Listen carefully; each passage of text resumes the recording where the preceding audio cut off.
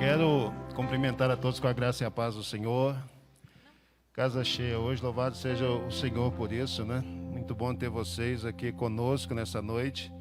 Você já deve ter percebido, essa noite é uma noite de celebração a Jesus. Todas as noites nós celebramos a Cristo, mas essa noite nós estamos realizando uma celebração especial, porque nós estamos rememorando 4 momentos importantes da vida e do ministério de Jesus, que marcaram de forma radical a história da humanidade. Pastor Alessandro já esteve aqui conosco falando sobre o menino que nos nasceu e que nasceu para trazer esperança a todos nós.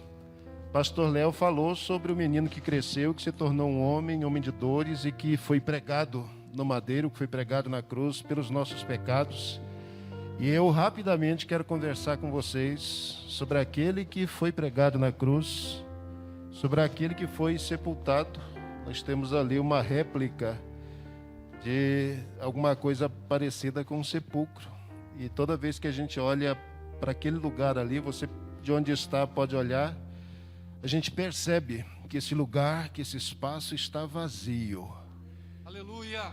E o que é extraordinário em relação a isso é que, eu não sei se você sabia disso, mas se não sabia, você sabe agora. Eu quero que você abra a sua Bíblia em 1 Coríntios capítulo 15, o berço da igreja, lugar que nós podemos considerar como marco zero da igreja, é exatamente o túmulo vazio. Túmulo vazio, sepulcro vazio, ele é o berço da igreja. A igreja surge exatamente dali, daquele espaço, daquele lugar vazio. E nós vamos conversar rapidamente a respeito disso hoje. Então eu quero falar com você sobre o túmulo vazio. Jesus está vivo, quais são as implicações disso. E eu quero convidar você a abrir a sua Bíblia na primeira carta de Paulo aos Coríntios, capítulo de número 15. E rapidamente a gente precisa responder uma pergunta. E a pergunta é a seguinte: a ressurreição de Cristo, ela é uma fraude ou ela é um fato? É fraude ou é fato? Por que eu estou escolhendo 1 Coríntios e vou só ler texto? Não dá para a gente comentar, é muito rápido aqui a dinâmica, mas por que eu quero ler 1 Coríntios 15 com vocês? Porque 1 Coríntios 15 fala exatamente dessas duas possibilidades. É possível que a ressurreição de Jesus seja uma fraude, Paulo diz isso, e se for uma fraude, ela tem uma série de implicações por isso. Mas é possível que seja um fato também. Se for um fato, tem também uma série de implicações relacionadas com isso. Então vamos lá, 1 Coríntios capítulo 15. Eu quero começar a ler rapidamente com você aqui a partir do verso 14 a seguir. Suponhamos que a ressurreição de Jesus seja uma fraude, que de fato ele não ressuscitou. Quais são as implicações disso? Paulo diz para a gente, capítulo 15, a partir dos versos 14 a seguir. Se Cristo não ressuscitou, primeira implicação que a gente tem: logo, é vã a nossa pregação e também é vã a vossa fé. Então, se ele não ressuscitou, é inútil pregar. Se ele não ressuscitou, é inútil crer. Verso 15. E assim, somos também considerados como falsas testemunhas de Deus, pois testificamos de Deus que ressuscitou a Cristo, ao qual, porém, não ressuscitou, se na verdade os mortos não ressuscitam. Então, se a ressurreição de Jesus for uma fraude, a nossa pregação é vã, nossa fé é vã, o nosso testemunho é falso. Nós estamos mentindo em nome de Deus, dizendo que Deus fez algo que de fato ele não fez. E Paulo continua no verso 16: porque se os mortos não ressuscitam, também Cristo não ressuscitou. E se Cristo não ressuscitou, é vã a vossa fé. E o pior de tudo, e ainda permaneceis nos vossos pecados. Então, se ele não ressuscitou, você continua pecador.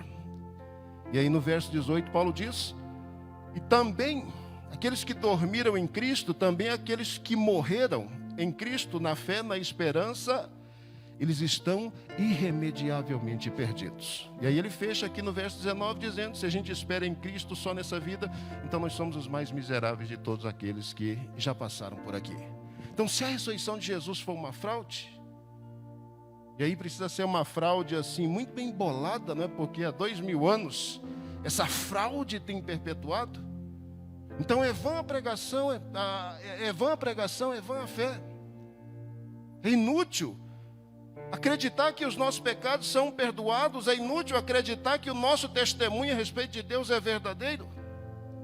Se a morte de Jesus foi uma fraude, então nós continuamos pecadores, então nós somos os mais miseráveis de todos.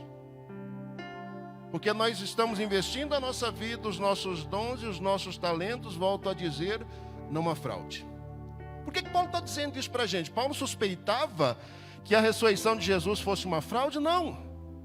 Paulo estava simplesmente dando uma resposta àqueles que já no seu tempo, que já na sua época, assumiam que a morte e a ressurreição de Jesus em particular, ela não tinha acontecido. Mas ok. O que acontece então se Cristo ressuscitou? Vamos voltar no versículo 1, rapidamente a gente lê. É Paulo dando testemunho agora: também vos notifico, irmãos, o evangelho que já vos foi anunciado, o qual também recebeste, do qual também permaneceis, pelo qual também sois salvos, se o retiverdes tal como vos tenho anunciado, se não é que crestes em vão. E aí ele começa: porque primeiramente vos entreguei o que também recebi, que Cristo morreu por nossos pecados segundo as Escrituras, e que foi sepultado e que ressuscitou ao terceiro dia segundo as Escrituras. O evangelho que Paulo está dizendo que foi pregado àqueles irmãos, o evangelho que Paulo está dizendo que eles devem permanecer nele, o evangelho que Paulo está alertando aqueles irmãos que só permanecendo nele é que eles têm possibilidades de ter paz com Deus e de ter a salvação garantida. É o evangelho que não apenas assume que Cristo nasceu, que Cristo viveu, que Cristo foi pregado numa cruz, que ele foi sepultado, mas é o evangelho que assume claramente que ele ressuscitou. Aleluia. E aqui é o testemunho das Escrituras: ele ressuscitou de acordo com as Escrituras. E aí alguém pode dizer: mas pastor, dizer só que Cristo morreu porque as Escrituras dizem é muito pouco. Paulo sabia disso, ele continua no verso 5. A Escritura diz que ele ressuscitaria. Ele foi visto por Cefas, por Pedro. Depois foi visto pelos 12 que caminharam com ele. Depois foi visto uma vez por mais de 500 irmãos, dos quais vive ainda a maior parte, mas alguns já dormem. Depois foi visto por Tiago. Depois por todos os apóstolos. E por derradeiro de todos me apareceu também a mim como a um abortivo. Se a ressurreição de Jesus for uma fraude, então realmente nós estamos enrascados, Paulo disse. Mas aqui ele está apresentando elementos mais do que suficientes para demonstrar através da Escritura. Deus disse: vela pela sua palavra para a cumprir, e não apenas para demonstrar através das Escrituras. A ressurreição de Jesus é um dos fatos históricos mais bem documentados que a gente tem. Aleluia. Nunca um fato foi testemunhado de forma tão extraordinária como a ressurreição. Não apenas os 12 pessoas individualmente, mas mais de 500 irmãos tiveram o privilégio, a oportunidade de ver o Cristo ressurreto. Cristo ressuscitou. É isso que Paulo está dizendo para a gente: ele está vivo. Glória. E agora olha o que ele diz lá no versículo 20. Salta alguns versículos aí. Verso 20. Mas agora Cristo ressuscitou dos mortos. Isso é fato. Glória. É fato. Cristo ressuscitou. Mas agora Cristo ressuscitou dos mortos e foi feito as primícias dos que dormem. Porque assim como a morte veio por um homem, também a ressurreição dos mortos veio por um homem. Porque assim como todos morrem em Adão, assim todos serão vivificados em Cristo Jesus. Glória a Deus. Paulo não apenas diz aqui que Cristo ressuscitou, e não apenas diz que a ressurreição é o fato histórico mais bem testemunhado e documentado, mas ele diz por que Cristo ressuscitou. Cristo ressuscitou para que eu e você tivéssemos perdão. Cristo ressuscitou para que eu e você tivéssemos restauração. Cristo ressuscitou para que eu e você vencêssemos o último inimigo, o último adversário do ser humano, que é a morte. Cristo venceu a morte. Aleluia. E o testemunho que a Escritura dá é exatamente esse. O primeiro Adão levou você à morte. O segundo Adão traz você a uma nova vida, uma nova esperança. Por causa da ressurreição de Jesus, nós podemos olhar para frente, nós podemos olhar para o futuro. Por causa da ressurreição de Jesus, quando nós vamos ao sepultamento de alguém, nós olhamos e choramos e lamentamos a perda do irmão, da irmã em Cristo. Mas nós não damos um adeus para aquela pessoa, nós damos um até breve.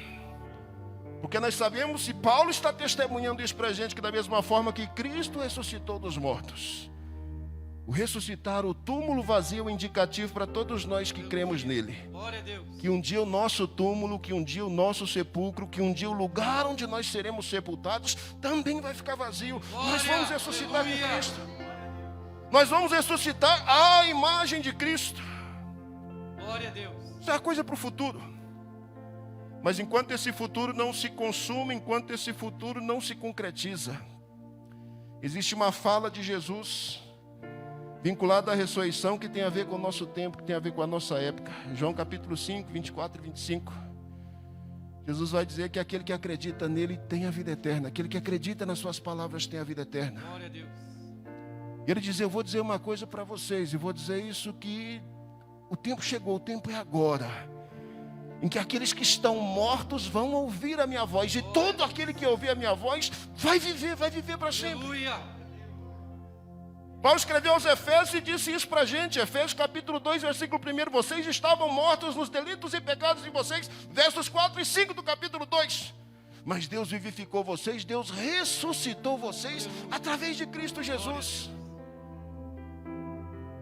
Final do capítulo 1 de Paulo aos Efésios, ele diz, eu oro a Deus para que Deus abra o entendimento de vocês, para que vocês percebam que o poder de Deus que age, que atua em vocês, foi o mesmo poder que Deus usou para ressuscitar Jesus dentre os mortos. Glória a Deus. Aleluia. É isso.